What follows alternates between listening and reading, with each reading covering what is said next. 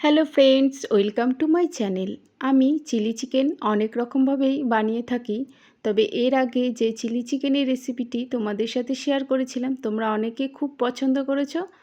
তো আজ আমি আর এক রকমভাবে চিলি চিকেন বানিয়ে তোমাদের দেখাবো। এটিও খেতে খুব সুন্দর হয়। আর যারা সলিড মাংস খেতে পছন্দ করো না তারা কিন্তু বানিয়ে একবার দেখতে পারো, অসাধারণ খেতে লাগে। তো আমি কিছুটা পরিমাণ সলিড মাংস ছোট ছোট করে কেটে ভালো করে ধুয়ে নিয়েছি। তো এর মধ্যে আমি কিছুটা ভিনিগার, সয়া সস, গোলমরিচের গুঁড়ো আর নুন দিয়ে ভালো করে মাখিয়ে রাখবো।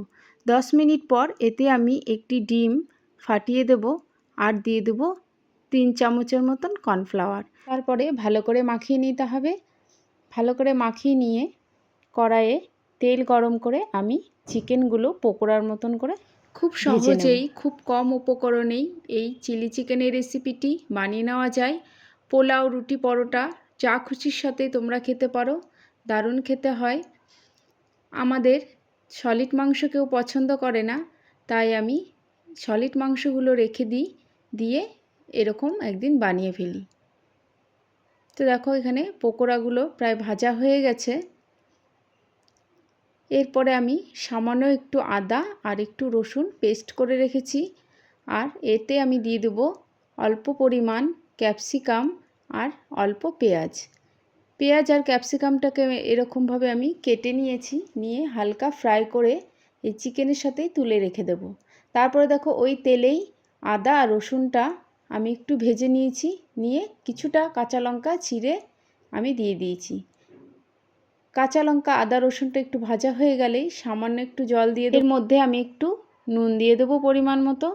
যখন ঝোলটা ফুটে আসবে তখন এর মধ্যে কিছুটা পরিমাণ চিলি সস আর সয়া সস দিয়ে দেবো, দিয়ে একটু মিষ্টি দিয়ে দিতে হবে। তারপরে আমি চিকেনের পকোড়াগুলো এর মধ্যে দিয়ে দেবো, দিয়ে ভালো করে মিশিয়ে নিতে হবে। বেশ খানিকক্ষণ ফুটাতে হবে।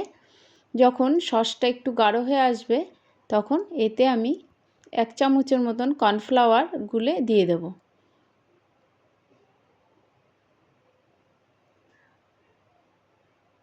তোমরা যদি চাও গ্রেভিটা একটু বেশি রাখতে, সেক্ষেত্রে তোমরা কর্নফ্লাওয়ার একটু বেশি পরিমাণে দিয়ে দেবে, জলটা বেশি দেবে।